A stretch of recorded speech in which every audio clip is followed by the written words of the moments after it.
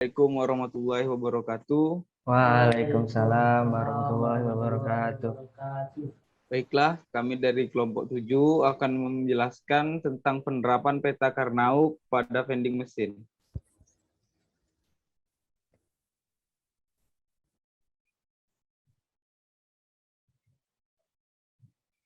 Baiklah, kami terdiri dari 3 orang, yaitu saya Muhammad Oktawandi, yang kedua Muhammad Syarul Iman, dan juga Muhammad Haris.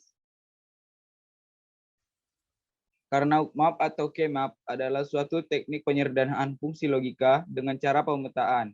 K-map terdiri dari kotak-kotak yang jumlahnya terdiri dari jumlah variabel dan fungsi logika, atau jumlah inputan dari rangkaian logika yang sedang dihitung.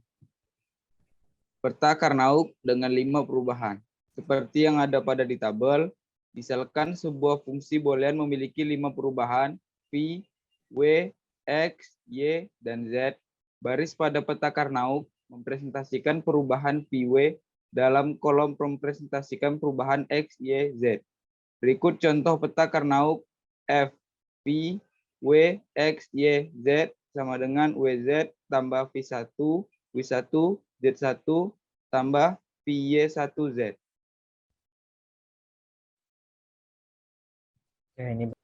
Baiklah, selanjutnya adalah don't care yang akan disampaikan oleh Muhammad Syarul Iman. Kepada Muhammad Syarul Iman, saya persilahkan. Baik, terima kasih Muhammad Oktawandi. Saya akan menjelaskan tentang don't care dan contoh kasusnya. Don't care adalah kondisi nilai peubah yang tidak diperhitungkan oleh fungsinya. Artinya adalah baik nilai 0 atau nilai 1 dari peubah don't care tidak berpengaruh pada hasil fungsi tersebut. Lalu ada perbedaan yang sangat mencolok antara penyederhanaan dengan don't care dan tanpa don't care. Jika kita melakukan penyederhanaan dengan don't care, maka hasil yang diperoleh akan lebih sederhana dibandingkan penyederhanaan tanpa don't care. Contohnya, F, W, X, Y, Z sama dengan sigma 013567711 dengan D, W, Y, W, X, Y, Z sama dengan sigma 415.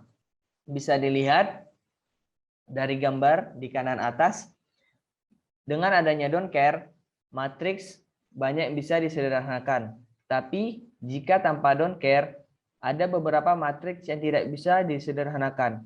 Bisa dilihat juga dengan gerbang logika di bawah dengan don't care dan adanya tanpa don't care. Lalu contoh kasusnya. Vending machine mengeluarkan minuman apabila kita telah memasukkan uang dengan jumlah tertentu. Dapat kita ambil contoh kasusnya sebagai berikut. Sebuah vending machine memiliki harga 15 sen pada setiap minumannya. Mesin ini hanya menerima uang koin pecahan 5 sen dan 10 sen. Bila mesin sudah menerima 15 sen, maka mesin akan menjatuhkan sebuah minuman secara otomatis. Jika total uang koin yang dimasukkan belum mencapai 15 sen, mesin tidak akan melakukan apapun. Jika total uang koin yang dimasukkan melebihi 15 sen, mesin akan tetap mengeluarkan minuman dan tidak akan mengeluarkan kembalian. Pada contoh kasus ini, bagaimana cara kita mengetahui mekanisme dalam vending machine ini? Lalu contoh penyelesaiannya. Masukkan dapat berupa uang koin pecahan 5 sen saja, 10 sen saja, atau kombinasi dari keduanya. Jika masukan berupa 5 sen saja, diperlukan 3 buah koin 5 sen. Jika masukkan beberapa 10 sen saja, diperlukan 2 buah koin 10 sen. Jika masukkan berupa kombinasi keduanya, 5 sen dan 10 sen, dibutuhkan masing-masing 1 buah koin 5 sen dan 10 sen. Langkah pertama yang dilakukan untuk merancang peta Karnaug untuk persoalan tersebut adalah menentukan banyaknya peubah yang terdiri dari V yang mewakili koin 5 sen pertama, W yang mewakili koin 5 sen kedua, X yang mewakili koin 5 sen ketiga, Y yang mewakili koin 10 sen pertama, Z yang mewakili koin 10 sen kedua. Sehingga kita membutuhkan kotak pada peta Karnaug sebanyak 2/5 atau sebanyak 32 kotak. Terima kasih kepada Muhammad Syarul Iman. Selanjutnya akan disampaikan oleh Muhammad Haris. Kepada Muhammad Haris, saya persilahkan. Baik, saya di sini akan menjelaskan bagaimana penyelesaian masalah yang telah disebutkan oleh Muhammad Syarul Iman tersebut. Jadi pertama-tama kita akan membuat sebuah tabel kebenaran dengan kondisi yang telah disebutkan sebelumnya, yaitu kita buat simbol 0 pada kolom hasil yang menunjukkan bahwa jumlah koin yang dimasukkan itu kurang dari 15 sen. Lalu simbol 1 pada kolom hasil untuk menunjukkan bahwa jumlah koin yang dimasukkan itu adalah 15 sen. Dan simbol X pada kolom hasil untuk menunjukkan bahwa jumlah koin yang dimasukkan itu lebih dari 15 sen.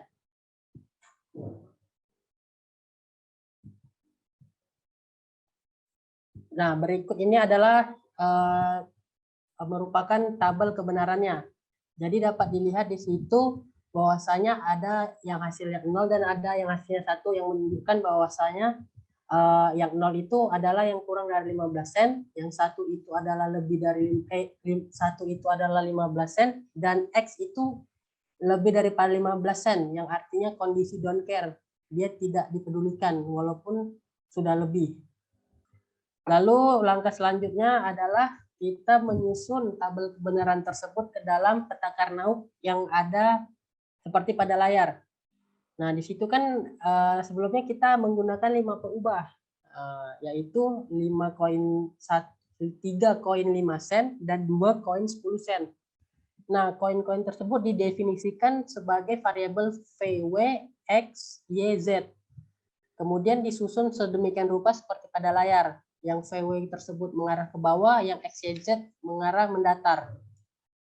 Lanjut, setelah kita memasukkannya ke dalam peta Karnaug, selanjutnya adalah kita menyederhanakan peta Karnaug tersebut. Kita sederhanakan sampai paling benar-benar sederhana. Jadi penyederhanaan yang pertama itu kita mengelompokkan VW seperti VW X, Y, Z seperti pada layar. Kita kelompokkan, yang kita kelompokkan adalah yang bernilai 1 atau don't care. Jadi yang bernilai 0 kita tidak bisa kelompokkan.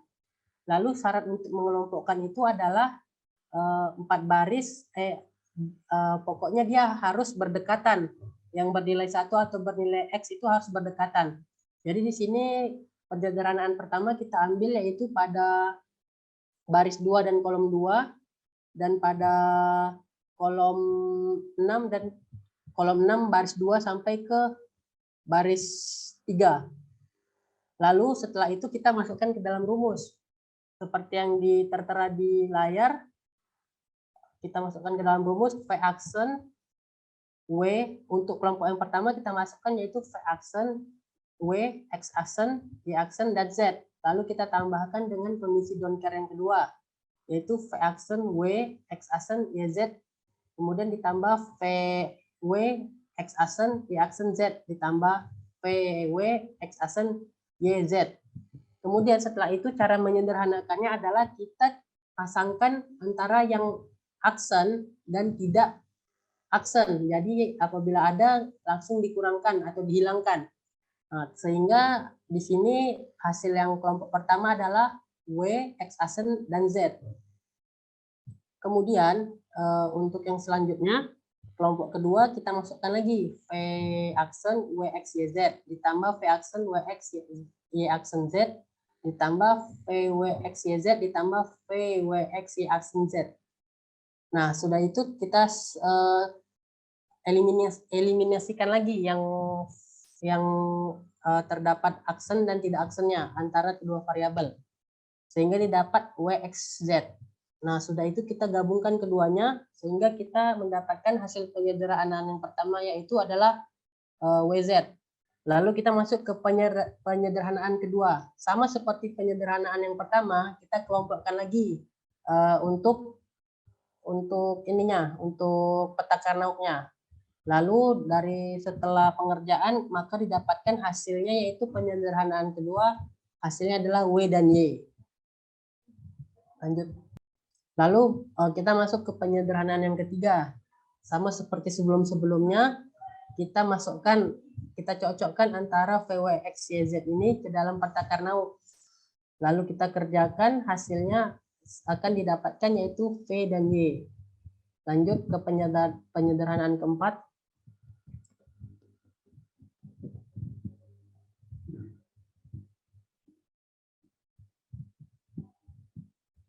Sama seperti sebelum-sebelumnya, kita kelompokkan lagi sehingga didapatkan penyederhanaan keempat ini hasilnya adalah VZ. Di penyederhanaan kelima ini sedikit berbeda karena pada dasarnya untuk mengelompokkan peta Karnaug itu bisa beberapa cara. Nah, yang cara-cara sebelumnya itu kita kelompokkan berdasarkan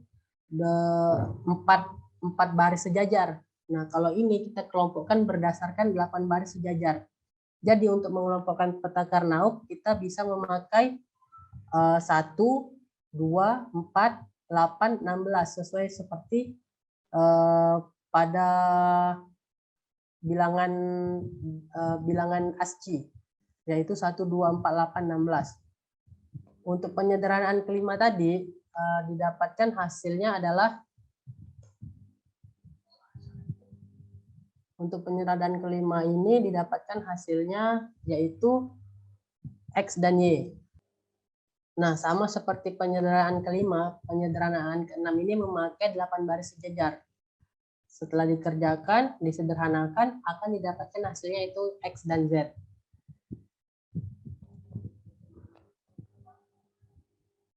Lalu di penyederhanaan ketujuh ini, kita memakai cara penyederhanaan yaitu 4 baris sejajar.